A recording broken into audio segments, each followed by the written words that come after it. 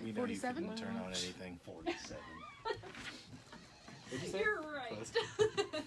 She said, what are you, 47? Close to. I don't care. That insult wasn't as good as what I just said.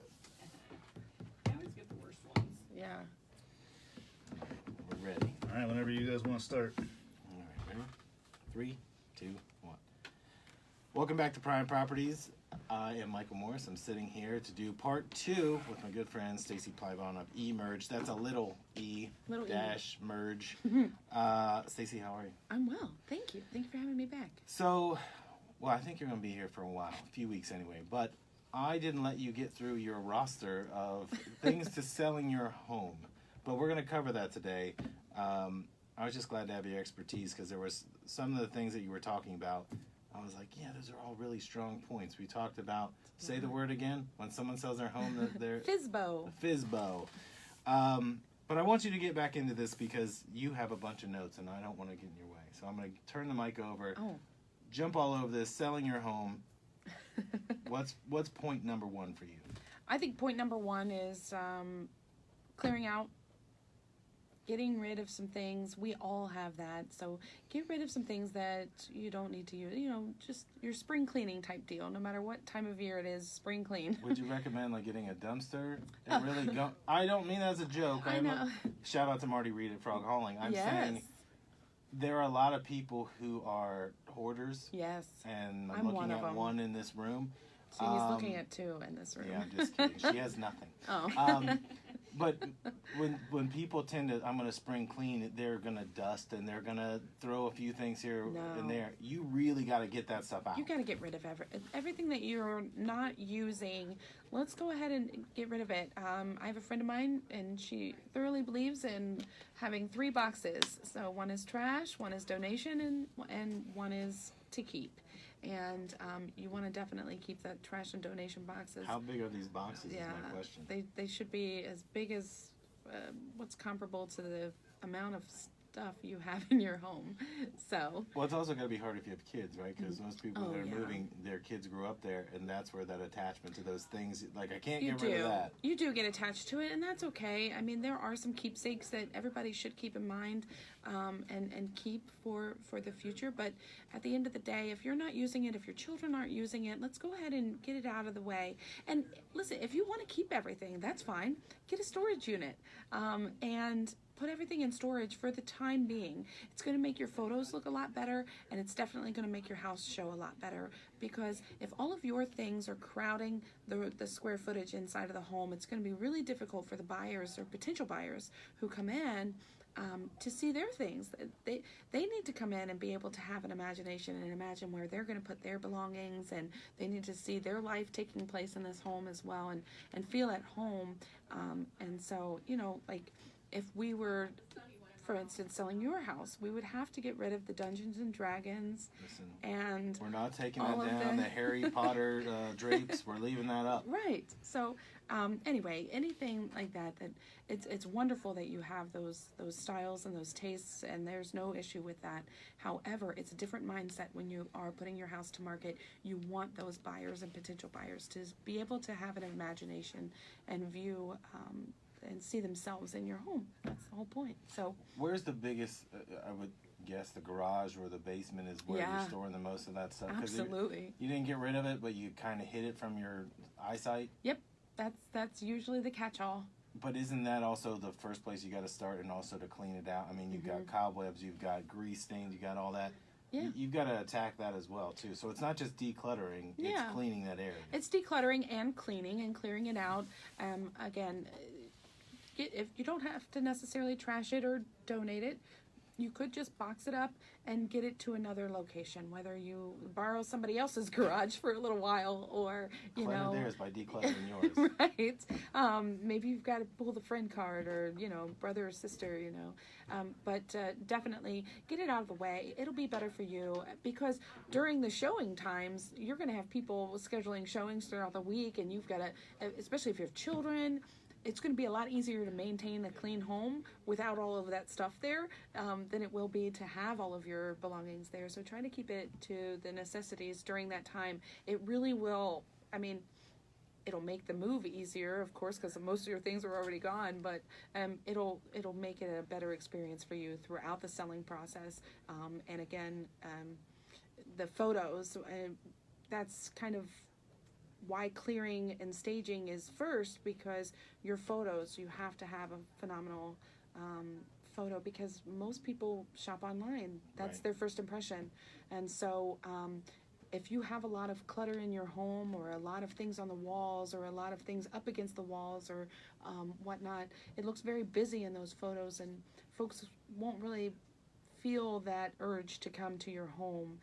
If the refrigerator is all full of magnets and papers, we're proud of your kids too, and you should be as well, but we'll want to take some of that off. The stuff on top of the cabinets, on top of the refrigerators, or maybe the shelving units and things, you'll want to kind of declutter that a little bit and stage it. Not that your things aren't nice or good, just that it will appear better on your photos. I like the way you're saying it, because you're almost saying it like we're talking directly to one person. I know. We're not trying to hurt anybody's feelings. I'm not trying to. But so I want to ask you this: so when you are going through that process, you have to be delicate about that. You when you have do. that conversation. But Yeah. you really, if you want to sell this thing, it has to look as close to empty as can be. Yeah, absolutely. And again, most people, I would say 99% of people are online looking for homes now. That's where we've gotten. We've gone from seeing an agent and going through a black and white catalog, and then having to go physically to every house in order to see it, to sitting wherever. We can look at it on our smartphones, on our computers, whatever, tablets. But those photos are. That's your first impression. Well, that's your your first gatekeeper, chance. right? That's your So if the gatekeeper. pictures look bad, Yeah. I'm not even going to set foot in it. You're not. They're going to scroll right by.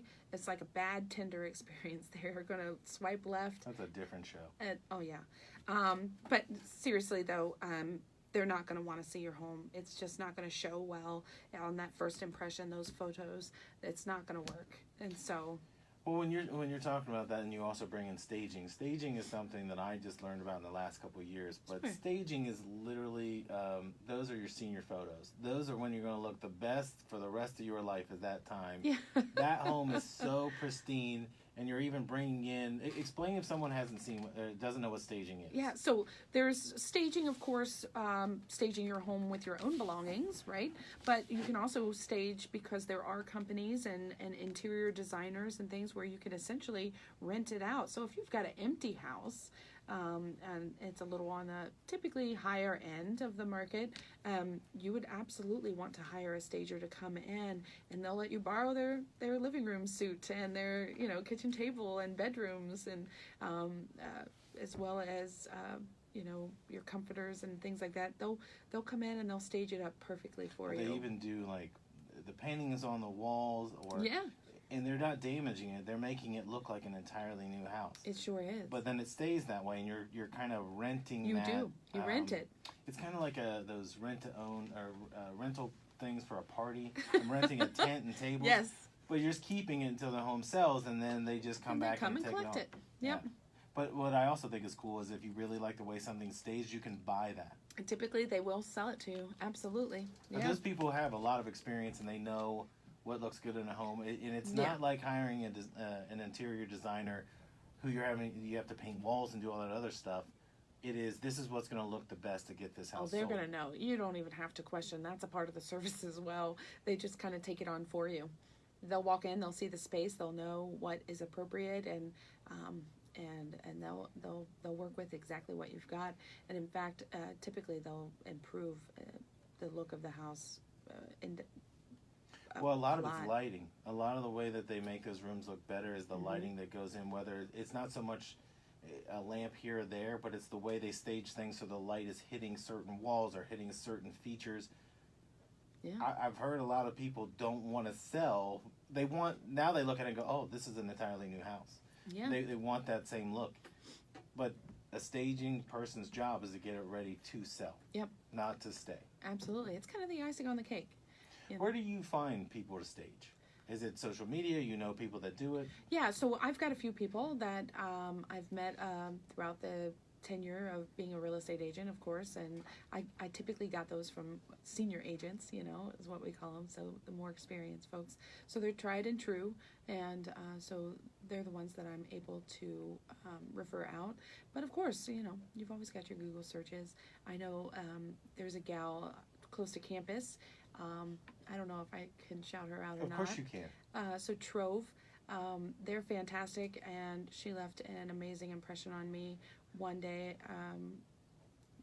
Anyway, I went to an OSU game by myself, and I needed a place to park that was close and safe, and she has a gorgeous store, beautiful things throughout, and she was so kind to let me park there. So now I always do everything that I can to help her out, and I love shopping there as well. So anyway, she's a great one to go to as well.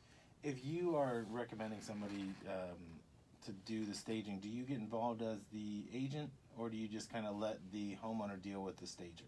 I let the homeowner deal with the stager. That's not really, it's important for me to let them know what is most beneficial for them to get the most from their sale. That is my job, to suggest such a thing. If they can't do that or don't want to do that, that's okay. I'll still show up and we'll do the best we can with what we've got. Absolutely, but no, that's not something that I would. I wouldn't want to do that. Yeah, Literally, I've got enough. to go in and tell somebody, hey, I don't like the way this room looks. I want to make it look better, and then go back and forth. Yeah, no thanks. I'll let them have fun with that. But definitely getting an appropriate person out there to help them, or the best that I know. Of course, I can do that all day. But typically, like I said, that's not something that the average seller is going to necessarily need. So it's just for those special instances, special situations, so special houses. It's a lot of special. It's a lot of special. So when you are looking at photos online, can you tell the difference of when it's been staged for that? You can absolutely tell the difference, and it's really not about the belongings of the person as much as it is you can tell that it's clean, that there's not the everyday clutter. We all have that, again, especially when we have children in sports and school and homework and work and clubs and volunteering and everything else. Very few people are capable of keeping their home in pristine condition when you're handling everyday life. So when you see those photos where the throws are folded just right on the couch, and the table setting is set. I don't set my table. I don't keep plates and cups on the table, but The fine crystal sitting yeah, there. but we have that. Typically, people have that in their homes. So let's use it to our advantage when we're selling. Again, that's what I mean. You don't necessarily always need to have a stager. We just need to be able to pinpoint what's important and focus on that for your house. Let's clear out the clutter. Let's get the kids' toys out of the living room. Maybe put them in a little container or something. That's fine because they do live there, and that's appropriate. But they typically get lined up all over the place. If you're my kids, they're just everywhere, all over the floor, and it's a game of don't trip over the toy. But anyway, we can just monopolize on what you already have, and it's just about staging what you have. Let's clear some things out. Let's maybe make the best use of the space. Maybe we need to get rid of this hutch. Maybe we can throw that into storage because it's too bulky in the room, but it means a lot to you because it was your great-great-grandmother's or something. But we need to show the space and that's available here. And the next person may not have a giant hutch to put there, or, whatever have you. We'll just kind of come up with the best game plan together on that. So I will work with them on that. But as far as getting a professional in there, if we make that decision, that they're better at it than I am. Right. I'm a little bit better at selling the house and Than the stager negotiating would be, than yeah. staging. But I do love it.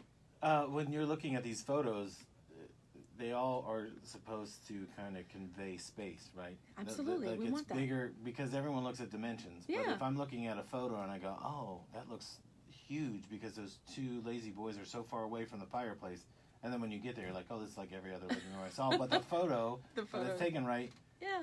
the eye is deceiving. So getting rid of that clutter and putting the right lighting and the right Sure. staging elements, it makes it really pop. Absolutely, and those photos are kind of like teaser photos, and they are strategically done to entice those potential buyers to come in. But that's the reality of it. You always need to go and see a home, and those photos are absolutely geared towards making people want to get in there. But yeah, they're not true.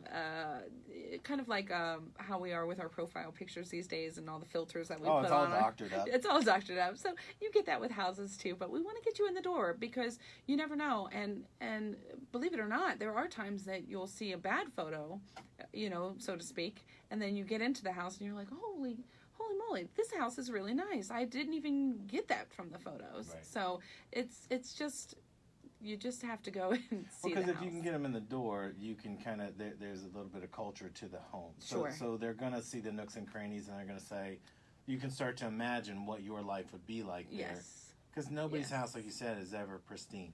No. But there are some parts of a home that are kind of weathered and worn Yeah. the way you like it. Yeah. Kind of like an Absolutely. old book, and that's the Yeah. feeling of being in there. That's what's going to draw you in more than Yes. just the photo. Absolutely, and like you said, the lighting and the lot and just everything about it. It doesn't matter if you're in the city and if you're in the suburbs or out in the rural parts of the county. There is a feel to the home, and that cannot be conveyed in a photo. We'll do the best we can to entice potential buyers to come in and view, of course. But there's But nothing. the photo is the bait. It's the bait. Yeah. Yeah. Then we hook you when you get in there. Let's talk about what to expect from buyers. I know that was a big thing you wanted to discuss. Yeah. So as a seller, not only do you have to clear out and stage your home and get your fantastic photos of your home and maybe do a few updates. You might have to do some painting and things. That was on the last show that we mentioned. But as a seller, you need to be prepared to know what a buyer is going to think and feel and say and want. So you get an offer brought to you on your home, and then what it's most likely going to have in there is possibly closing costs, a request for that, and they're definitely going to typically want a home warranty, and that's pretty important. And I prep my sellers to be ready for that. Buyers are going to want a home warranty, and those are great. And of course, I always shoot for HSP. Our boy Lou, I always Lou recommend Willard. him. Good Lou man. Willard. Shout out to Lou. And Mindy too. Mindy is actually Mindy's the one. Lou has told me that Mindy makes all the real decisions, but Lou comes on the show, so we have to respect that. Oh, okay. So we need to get Mindy in here. She's fantastic, and Lou is as well, and they have a wonderful product for their home warranty. And in fact, the seller can get it at the listing and be covered during the entire listing process, and it just transfers right over to the buyer once the home is closed, and then the buyer then gets a 1-year home warranty as well. So I always suggest that they do that. So the home warranty, of course, is going to be in there. You can put it in place right off the bat. You can put it in place after it's requested by the buyer, but just be prepared that could happen. And then, they get home inspections. I know for me as a buyer agent, I'm always talking about inspections. You're investing in the home. This is a big deal. You want an inspection. You want to know the condition of the home. Maybe there's a well and septic. You want a well and septic inspection. Maybe there's a basement and, you want to check for radon, or, you want a chimney inspection if there's a fireplace. So as a seller, you need to be prepared to know that somebody's going to be creeping and crawling through the intimate parts of your home and making sure that it's on the up and up. And Good thing it's staged and decluttered. yes, and it'll make it easier for them to see that. But you need to be prepared and be honest with yourself over the items that need to be done to your home, because the buyer very well may be asking you to remedy some of those things, or again, we call it escrowing money at closing to allow them to get those things remedied for you. So maybe you don't have the funds right up front, you can always use the funds from the profit to credit the buyer those remedies. So it could go either way. Do you feel like, and we've talked about this on multiple shows, that the average house, I believe, is 31 days, but let's just say it's 40 days on the market. There's a lot that has to be done in between the time that somebody looks at it, says, okay, I want it. You, as the agent, have to kind of control, you have to make this timeline of events for your person on both ends. Which is the thing you start with? Do you go home inspection first, or where do you go? Yeah, so as a seller, as a seller agent, I don't have to do much of that. In fact, it's... But you'd have to recommend it, wouldn't you? Yeah, so when the buyer agent submits the purchase contract to the seller and myself, then at that point, they kind of plug in those numbers of what they want. And so, yeah, typically within the first 7 days of getting into an agreed purchase price and offer, you have 7 days to get your home inspections taken care of. So that's home, chimney, radon, well, septic, whatever it is you want inspected for that house, you better get it done in that 7 days. And then following that 7 days, after you get your reports back and you know what's going on with the home that you wish to purchase, then you have usually 3 to 5 days to put in your remedy request, your request to remedy. And that's the buyer just saying, hey, this GFI isn't working properly, it needs fixed. Or there's, it could be anything from a GFI to maybe some plumbing, maybe the flooring, maybe the roof, maybe the air conditioning. It could be, the garbage disposal is leaking, or just anything that they deem important to them that came back on those reports. They could ask the seller to remedy for them, because you don't want to buy a house with all of those. As a buyer agent, I tell them, like, welcome to home ownership. Be prepared. You're going to have some things you're going to want to fix, but let's try to get the seller to do the big things, or let's try to get the seller to fix the things that are most important. Or address the most important items. So let's get an escrow, let's get a credit of something of that nature. So, but yeah, as the seller, you need to be prepared that they're going to have inspections, and then they might even have some requests for you to fix some things afterwards. And depending on what your loan product is that your buyer has, whether it's FHA or conventional or VA, there could be some mandatory things that need to take place in order for your home to sell based on your buyer's loan product. So there's a lot of different variables there that would typically don't think about. But you do. I do. And that's why you don't want to sell your home on your own. No FISBOs. Yeah. You do. I'm never going to get FISBO right. Well, I mean, other than that time I just You said just it. said it. Good for you. I'm so proud of you. It only takes me a little while. When you are trying to manage expectations in this market, that's got to be tough because, again, you said this, another realtor I talked to said this. Somebody will put a sign in the yard, an agent will put a sign in the yard, and it's not been decluttered, it's not been it is, right. Somebody wants it now. Yep. You're going to show it, right? Yeah. I mean, you're going to have to say, listen, you're going to step over a bunch of fire trucks and all that stuff, but we're going to go now because the market is still relatively hot. It sure is. Yeah, we've got a lot of buyers out there. Market's still hot. Sellers are doing well. It is a little bit evened out during this time of year, which is every year. It's always expected. It's kind of the same thing. But with that being said, it is still tilting more towards the sellers at this time. But yeah, we'll show the house. We'll put the sign in the yard. We'll show the house. If you refuse, I prefer you took my professional advice, but I'll work with what I got, and I'll still do my job. If I take you on, there have been times that it has been too outlandish, and it's not something that I want to be affiliated with, so I've had to just let that one go down, to somebody else, let them take it, because... Well, I think that's the misinformation is that a real estate person just wants to sell a house and doesn't care, right? Oh. But again, if you're doing your job like that, you might make money for a while, but if an agent is so anxious to show your house, don't clean it, don't worry about it, let's just get you moving.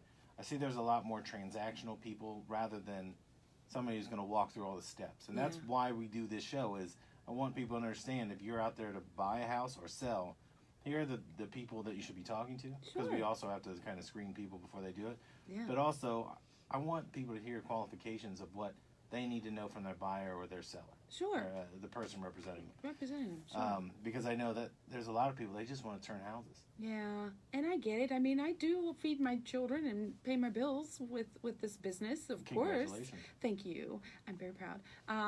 No, so it is important for me, of course, to make money. But what is the point of offering a service? I offer service. I have a business that I run here, and my mental state is important. And taking on somebody who is completely bucking the system and does not want to, adhere to any warnings or advice that I give, that's okay. That's your prerogative. It's your home.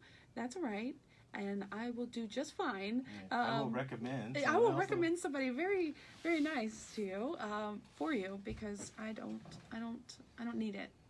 My peace of mind and my business is more important to me than just turning numbers. I'm here to help, and that's why I got into it. Well, if someone wants to reach you and wants help through your business, how could they reach you, Stacey?